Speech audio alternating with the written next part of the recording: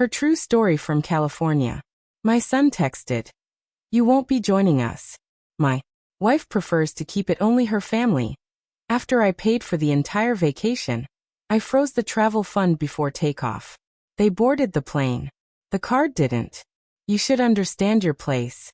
My wife prefers to keep the vacation just for her family. You've already done your part by paying." That was the text my son sent me at exactly 11:02 p.m. 2 nights before the family trip I had planned, funded, and dreamed about for 3 long years. I sat at the kitchen table, reading glasses perched on the tip of my nose, the hum of the refrigerator the only sound in the house. In front of me were the zippered bags I had carefully labeled, each one holding travel-sized sunscreen bottles for the grandkids. My hands were still tacky from the tape I had used to wrap tiny souvenir bags, keychains that read "Aloha" and "Grandma loves you." The phone buzzed again. Another message. "Don't take it the wrong way, Mom. It's not personal. It's just simpler this way." I didn't reply. I stared at the glowing screen until it dimmed to black, then set it face down on the table. He didn't call. He didn't thank me. He didn't even bother with a gentle lie. Just a cold, quiet reshuffling of family, where the woman who raised him had somehow become, in his words, not part of her family. I had seen the signs. Tanya correcting me in front of the children. The roll of her eyes when I told stories of the honeymoon James and I once spent in Hawaii. Holidays quietly shifted to her mother's house, with me finding out only at the last minute. But the clearest sign wasn't in her words. It was in her gaze. She didn't look through me. She looked past me, the way a waitress does after she's already dropped off the check. Still, I never thought Nathan would go. Along with it. He had once written me Mother's Day cards that made me cry. He used to bring me pink tulips every March, even when he moved out of state. When he was a boy, he told his teachers I was his best friend. I kept the picture he drew in 2nd grade, the one where I had a cape and the caption said, "My mom saves the day." Apparently I was no longer part of that story. I looked at the small duffel bag I had packed for myself. Inside were 2 sundresses I hadn't worn in years, a photo of my late husband I planned to place on the dinner table during our night at the beach, and a small box of matches for the candle I wanted us all to light in his memory. The candle was lavender, his favorite scent. I had imagined us standing on the sand barefoot as the sun dipped into the ocean. I imagined my grandson holding my hand asking, "Did Grandpa love the beach too?" And I would say he loved it enough to bring me here before we could afford it. He loved it more because he shared it with me. But that wouldn't happen now because I wasn't invited. I had paid for the beachfront villa. I had booked the flights. I had organized the airport transfers, the luau tickets, the snorkeling lessons, the breakfast baskets. I had spent hours on the phone with the travel agent making sure the beds were soft enough for the kids, the walkways flat enough for Tanya's mother's bad knee. And now I was a line item that had been crossed off, the ATM that wired the funds and then quietly disappeared. I sat in the kitchen a long while. The clock ticked toward midnight. The house was dark around me, but I didn't turn on the light. I let the dim glow of the under-cabinet bulbs cast long shadows over the counters I had scrubbed earlier that evening. For a moment, I felt shame, not anger, not even sadness, just shame. The quiet, aching kind that makes you feel like a fool for hoping. I thought about calling him. I even picked up the phone. But what would I say? That hurts. He knew that you've changed. Of course he had. Please let me come. I couldn't beg. Not after all I had given. I set the phone back down. Instead, I got up, walked slowly to my desk in the den, and turned on my old laptop. The screen blinked awake, sluggish but familiar. I clicked. Open the folder labeled Hawaii Travel Fund. There it was, the total I had been building towards since the day I retired, $21,763.84. It had started with $10 bills tucked away in envelopes. Then I began selling old furniture, then tutoring English online at night. Every dollar had gone into this trip. I had set up a travel fund account, linked the payments for the villa, the airline tickets, the services. I had also set up all the cards to pull from one primary source. Mine, because I trusted them. Because I thought trust was something I had earned. The cursor blinked. I hovered over the button that said freeze account. A simple click would pause all payments. A phone call to the travel agency would halt everything. I didn't click. Not yet. Instead, I opened a blank document, and I started typing something else. Not a response to Nathan. Not a plea. A list. A new list. Of names. Women from the church who hadn't left the state in 20 years. Friend Carol, whose son hadn't spoken to her since she got cancer. Louise, who buried her husband last fall and still brought his photo to Bible study. Frances, who helped raise her grandkids, but wasn't invited to their graduations. Beverly, who told me last month that no one had ever taken a picture of her on the beach. I saved the file. Then I went back to the bank page. I clicked freeze. A small box popped up. Are you sure you want to pause all linked transactions? I clicked yes. Another message. All linked cards will be disabled immediately. Yes. Then I sat back, closed the laptop, and took a deep breath. I picked up the souvenir bag I had made for my youngest grandson. I took out the keychain and placed it on the table. Then I unwrapped the others one by one. And for the first time in 3 years, I let myself imagine a different kind of trip. One where I was not unwanted, not a burden, not a footnote, but a host. And I smiled.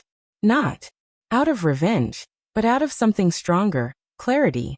It started with a jar, an old mason jar I kept behind the flower in the kitchen cabinet. I called it the dream jar, though nobody knew that but me. Every time I skipped buying something small, a bottle of vitamins, a movie rental, a new pair of house shoes, I'd take that money in cash and slip it into the jar. It wasn't much at first. $5 here, the welk there, but over time it grew quietly like hope tends to do. 3 years I saved. I canceled my cable. I stopped buying my favorite tea. I tutored students online for extra income even when my joints ached and my eyes burned. I turned the heat down at night and wore double socks. I declined invitations to lunch, telling friends I had a tight month. They didn't know I was putting every dime into that jar. For what? For a memory. For one last beautiful moment as a family. Hawaii wasn't just a destination. It was a symbol. James and I had gone there for our honeymoon. We were just 24, barely married, broke as could be. We shared a single suitcase and split sandwiches at lunchtime. He got sunburned so badly on the second day he wore a bedsheet like a cape for the rest of the week. We laughed more than we ever would again. After he died, I made a quiet promise to myself. I'd take the family there. I'd let the grandkids see what he saw. Let Nathan feel the sand his father once walked. Maybe it would reconnect us. Maybe it would remind him of where he came from, of who loved him first. So I planned.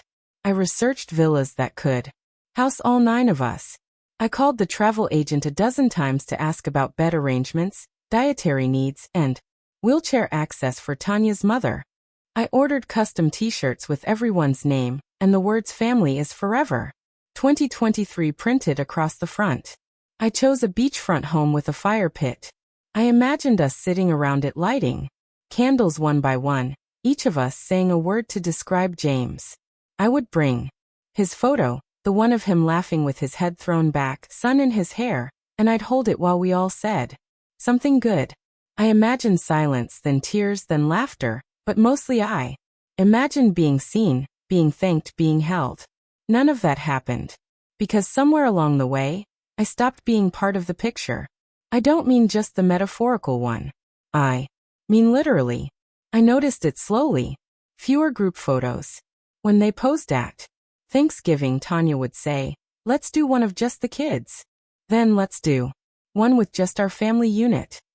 And by the time they were done, there wasn't time for one with me.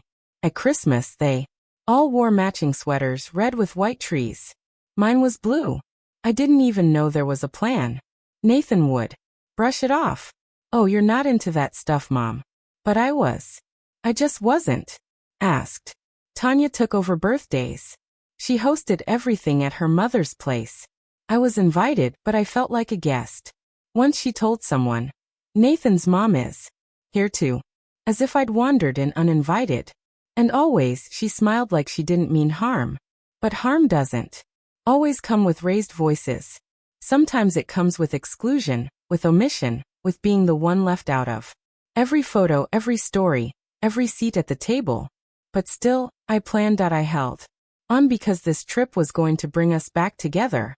Because once we were all under that Hawaiian sky with waves whispering against the shore and children squealing in the sand, maybe love would be enough to remind them. That was the story I told myself. That was the dream I built out of sacrifices, small and silent, until that text, that single text that turned a 3-year dream into a 3-second dismissal.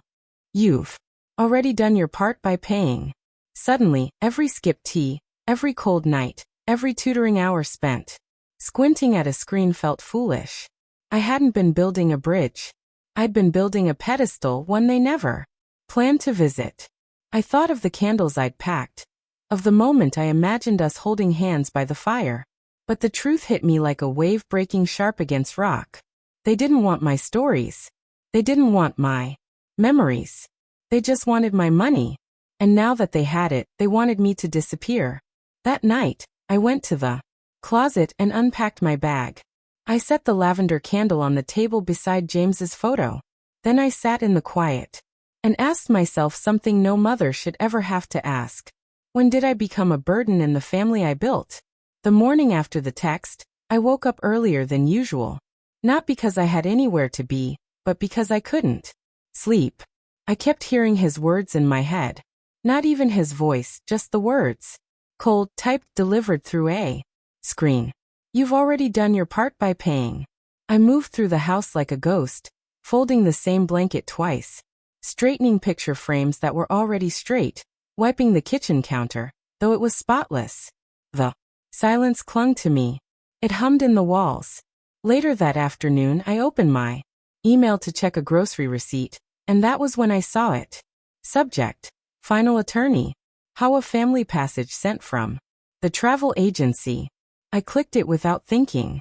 A full breakdown of flight schedules, villa check-in times, excursions, dinner reservations, rental car pickups, everything I had worked so hard to organize. I scrolled slowly, eyes scanning for confirmation of what I already suspected, but hadn't wanted to face. There were 8 names. Nathan, Tanya, their 2 kids, Tanya's parents, Tanya's sister, Tanya's sisters. Boyfriend, not mine, not mom, not Marilyn, not anywhere. 8 plane tickets, 8 lay greeting passes, 8 guests registered at the villa. I was not one of them. I stared at the screen, my hand hovering over the mouse. Then I zoomed in. Maybe there had been a mistake. Maybe I was under guest 9. Maybe they'd added me separately. Maybe. But there were no other attachments, no side bookings, no separate confirmation. Just 8. I sat there for a long moment. Then I closed the laptop gently like it might break if I moved too fast. That evening, Tanya called. Not Nathan. Tanya. Her voice was overly cheerful. "We're just wrapping up packing," she chirped. "I hope everything's set on your end money-wise. I think the final payment hits tomorrow, right?" I didn't answer right away. Then I asked softly, "Is there anything you need me to bring?" A pause, a sharp, awkward silence. "Bring?" she echoed. "Oh no, you don't need to bring anything." I pushed gently, just wondering if I should pack any games for the kids or snacks for the flight. I know sometimes they get motion sick. She cut me off, still smiling, but with steel in her voice now. "Marilyn, we've got it all handled. You really don't need to worry. In fact, we were thinking it might be best if you took this trip to rest. Stay home. Focus on you." She didn't say it with malice, but the finality was there. They had planned the whole thing with me excluded, and were now pretending it was for my own good. After the call ended, I stood in my kitchen, staring out the window at the bird bath James had installed 20 years ago. The water was still, not a ripple, just like me. Not angry, not shocked, just still. I walked to the closet, pulled down the small fireproof lockbox and opened it. Inside were the documents I'd kept since opening the travel fund. The account I created. The account I funded. The account linked to every single booking. I flipped through the forms. There it was in bold letters. Account holder Marilyn Rose Monroe. Authorized users. None. No cosigners. No shared ownership. No alternate access. I sat down and opened my banking app. There it was. Travel fund. $21,763.84. 84 cents. Status active linked card 6. Primary billing owner me. That's when I started thinking about how easily they had erased me. How confidently how they had spent my generosity like it was their right, and discarded my presence like it was a burden. I was never meant to go. They just needed the money. It had never been our vacation. It was a transaction. And I had been the bank. But the thing about banks is they can close. I did not make any decisions that night. Instead, I turned off the phone, made myself a cup of peppermint tea, and sat with it. I let myself feel it fully. Not just the insult, but the clarity. They did not forget me. They omitted me. And worse, they assumed I would be too passive, too old, too grateful for crumbs to notice. They thought I'd stay in the shadows and smile anyway. They forgot who raised them. I closed the app. And for the first time in months, I slept through the night. I didn't yell. I didn't cry. I didn't call anyone to announce what I'd discovered. No dramatic phone calls, no explosive accusations. I simply made tea. Sat in the chair James used to call the lookout and stared out the window while my laptop blinked awake beside me. The house was still. No TV, no radio, just the wind tapping against the pane and the occasional hum of the fridge. And in that silence, something inside me settled. Not like calm, but like stone. I was no longer confused. I was no longer waiting for an apology. I was planning. I opened the banking application and scrolled to the travel fund section. My name was still at the top. Account owner. I checked the linked cards, 6 in total. 1 for the resort, 1 for the car rental company, 1 for the airline, 3 for incidentals, food, excursions, entertainment. All set to auto-draw from the same source, my fund. I clicked the settings tab. There it was. Transaction lock freeze mode. I hovered over the toggle. A small note. Beneath it read, activate this setting to pause all outgoing charges from this account. Linked cards will be disabled. No new charges can be authorized without account owner verification. 1 click. That was all it would take. But I didn't click it yet. Instead, I opened another tab, the one for my calendar. I marked the departure day with a red circle. They were scheduled to leave LAX at 10:45 a.m. local time. If they arrived 2 hours early for check-in, that meant I'd want the freeze to begin at around 8:15 a.m. Just as they queued up at the gate. Confident everything had been paid for. That would be the moment the card stopped working. But only if I told them not to. Only if I held the silence long enough. Still, I didn't press the button. Not yet. Because once you decide to stop playing the role people assign you, the good mother, the generous grandmother, the smiling supporter who never asks for anything back, there's no returning to that mask. And I wanted to be sure. So, I gave them one last chance. Just one. I sent a message to Nathan. Simple. Soft. Me. Let me know if you'd like any help with the kids' bags or snacks before the trip. I can bring some extra motion sickness bands for Olivia. No reply. An hour passed. 2. I could see that the message had been read. Still nothing. No thank you. No acknowledgement. No we appreciate you. Just nothing. That's when I knew there was no misunderstanding. This wasn't about miscommunication or forgetfulness. Or Tanya's preferences. This was about entitlement, about the quiet cruelty of people who think love is a one-way transaction. I was the vault and they were cashing out. But not anymore. I returned to the banking app. My finger hovered again. Then without hesitation I clicked. The icon turned blue. The message updated. Freeze mode activated. All transactions are now paused. Manual authorization required to resume. Done. I stared at the screen for a moment, letting it sink in. There would be no confirmation email sent to them, no alert, no warning. They would find out the way I found out I wasn't invited in the most silent, undeniable way possible. I leaned back in my chair, took a sip of tea, and exhaled. It was not revenge. It was reality. A reality they chose, but that did not mean I had to fund it. Over the next 48 hours, I said nothing. When Tanya posted a photo of matching beach hats on social media, I didn't comment. When Nathan texted the family group chat a final ready for takeoff message, I didn't respond. And when my youngest granddaughter sent me a voice note saying, "Grandma, we're going to see sea turtles," I saved it, pressed it to my heart, and said aloud, "I'm sorry, baby, but someone had to teach your parents the value of presents." Then I returned to my laptop and opened a new spreadsheet. This time it wasn't for them. It was for me. I made a list titled Those Who Deserve to Be Seen. At the top I wrote Carol, Beverly, Louise, Frances, Nora, Denise. Each one a woman. Like me. Overlooked, underestimated, overused. And beneath each name, I began mapping what a vacation could look like. Not for reward, but for restoration. Not out of pity, but out of power. Because if I was going to be the one holding the checkbook, I would decide who was worth the trip. That night I slept with the window open. The wind whispered like a secret finally spoken. They had their bags packed. They had their boarding passes printed. They thought the only thing left was the flight. But the flight runs on more than fuel. It runs on trust. And they had none left with me. They left for the airport with matching luggage, straw hats, and that soft, smug air people wear when they think everything has gone exactly according to their plan. Tanya posted a photo on Instagram from the backseat of the Uber.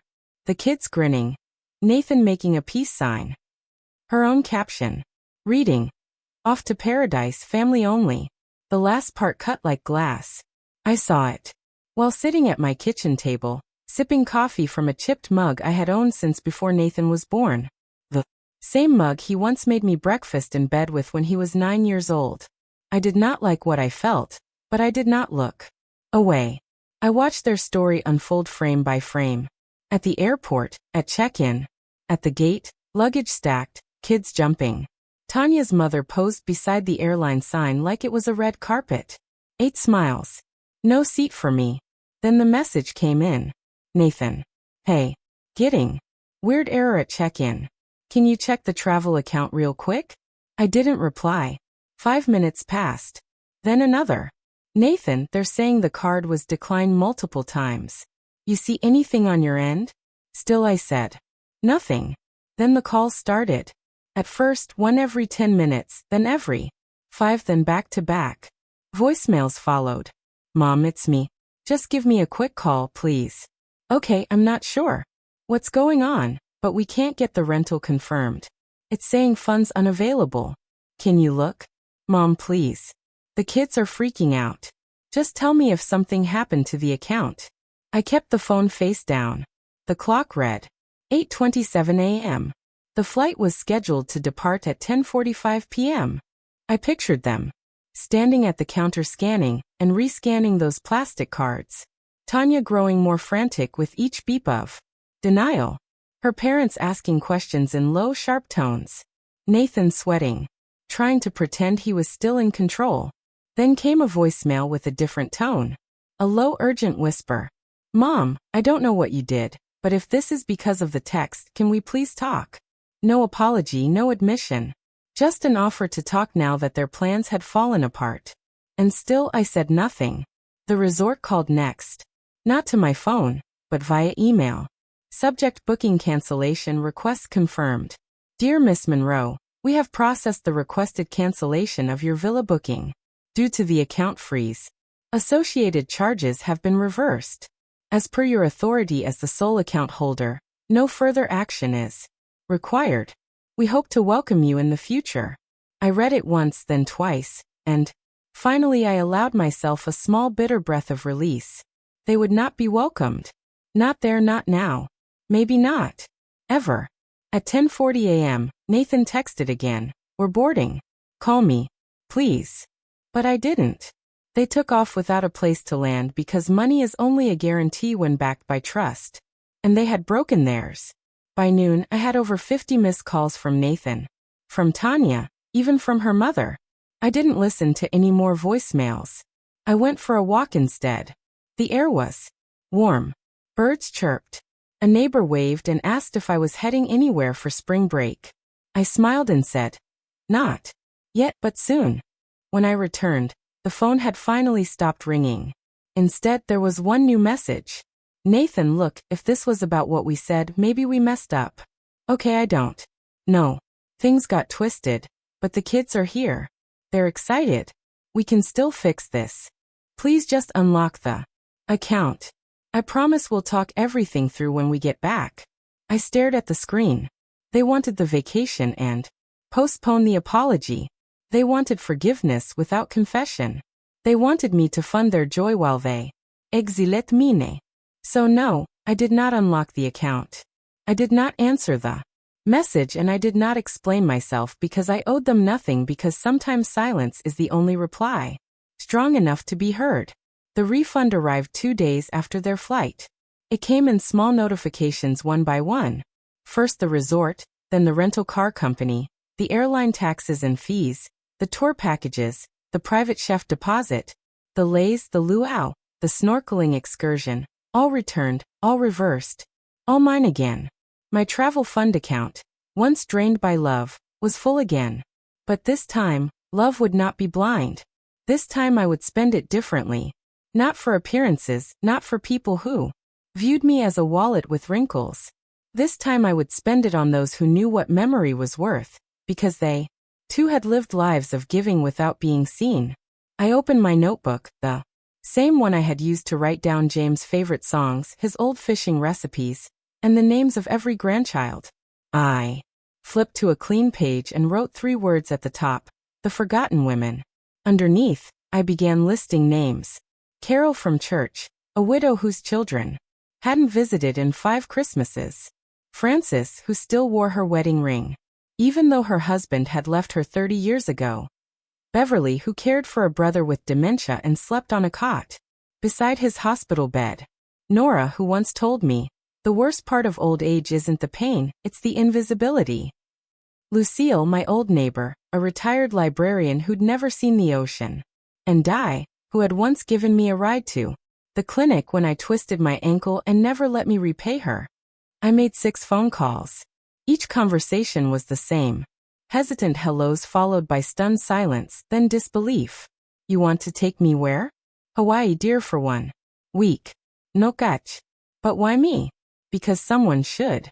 Because you matter. I made the bookings under my own name this time. 1 villa, 6 women, 7 days. No tags, no hashtags, no family-only captions. I called the travel agent and gave her different names.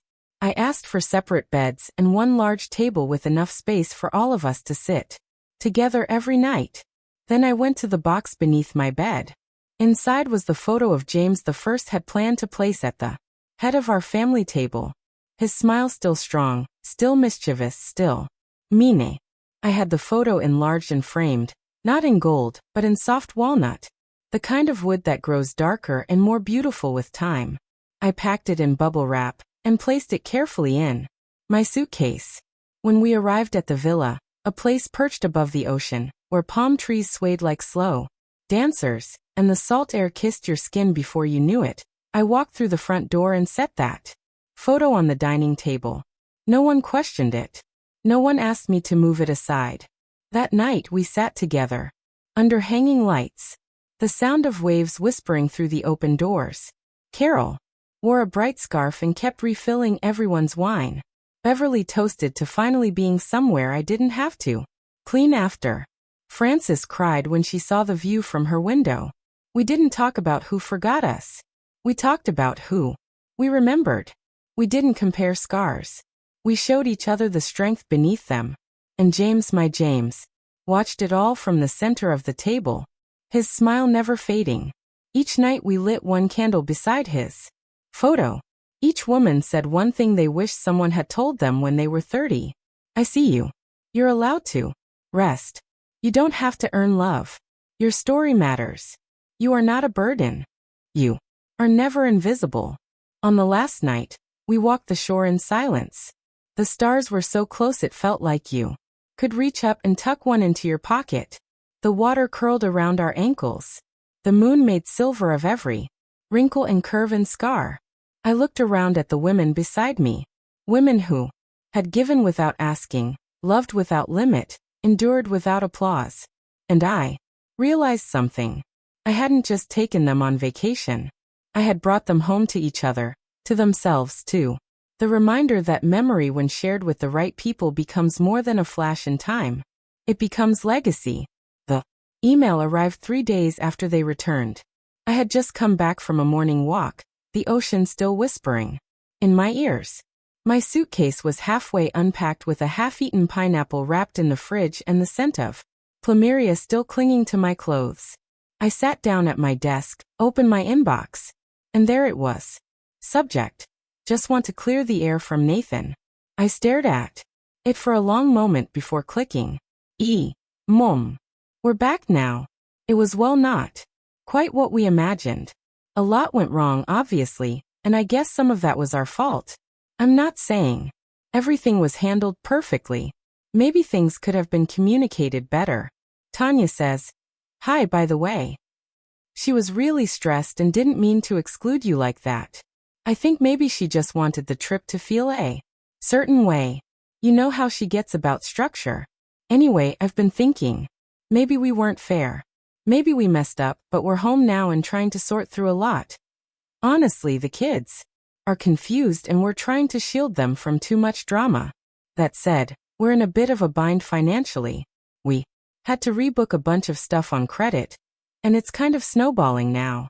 So I just wanted to ask if could you maybe consider returning the original deposit we gave for the trip or even part of it?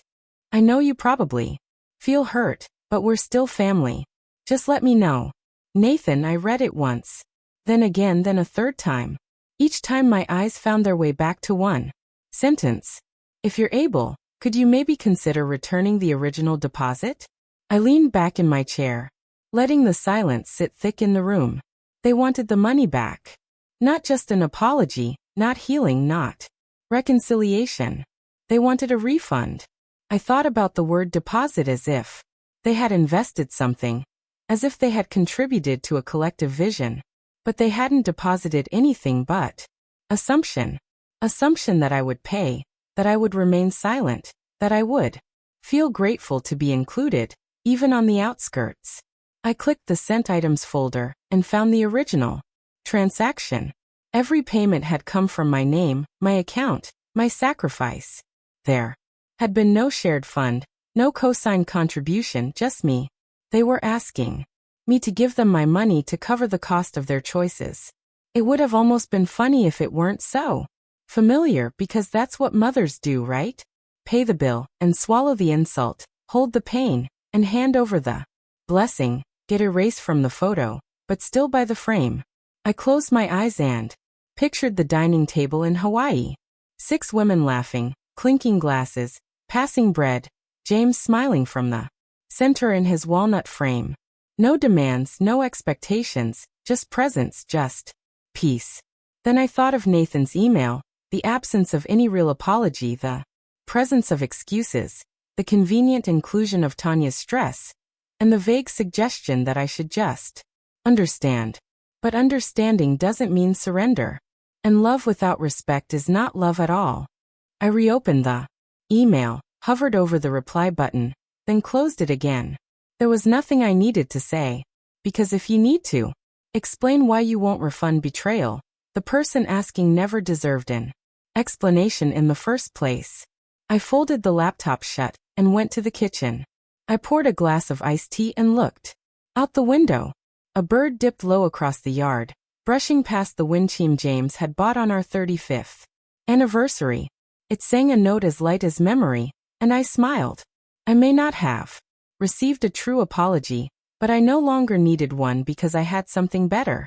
I had clarity, and I had kept What was mine? I sat on the beach, toes buried in the warm, forgiving sand, watching the tide roll in like breath itself. The sky was the kind of pink that only appears in postcards or memories you swore you'd forgotten. Behind me, the villa glowed with the sounds of women laughing, not loudly, not for show, but in that low, full way that comes from somewhere deep from someplace healing. Frances was telling a story about the time she took the wrong bus and ended up 3 towns away from her wedding rehearsal. Carol was trying to teach Beverly how to ho'ola with a flower tucked behind one ear. Joy was singing an old lullaby under her breath, and Nora, sweet Nora, was writing a postcard to herself addressed to the home she said no one had written to in over a decade. I watched them and thought, this is what family looks like when no one's performing, when no one's trying to impress. Just presence. Just joy. Just the quiet permission to be. It had taken me years to learn that love isn't measured in noise or spectacle. Love lives in consistency, in showing up, in listening, in choosing someone even when they're no longer convenient. That evening after dinner, we gathered on the patio. The ocean air was soft, the sky painted with fading streaks of gold. I reached into my bag and pulled out the last candle, lavender, the 7th one. 6 had already been lit, each by a different woman, each flame carrying a memory, a name, a goodbye they had never been allowed to speak aloud. Now it was my turn. I set James's photo at the center of the table. The women fell quiet. I held the matchstick in my hand. This, I said softly, was supposed to be for all of them, for my family. But I think maybe it was always meant for this. I struck the match. The flame flared, then steadied. I lit the candle and watched the wax begin to melt, slow and certain, like time itself. One of the women, Beverly, reached over and touched my hand. I didn't think I'd feel this. Again she whispered, peace, gratitude, like I mattered. She looked at me, tears welling in her eyes. And I didn't think it would come from someone like you. Someone like me? I asked, smiling. Someone who knows, she said, what it's like to give everything and still be left outside the door. I didn't respond. I just held her hand a little tighter. After the candle burned for a while, I stood up and walked down to the edge of the beach. The women followed behind me slowly, barefoot, each carrying a sea shell or a ribbon or a single written name tucked in their pocket. We formed a circle in the sand.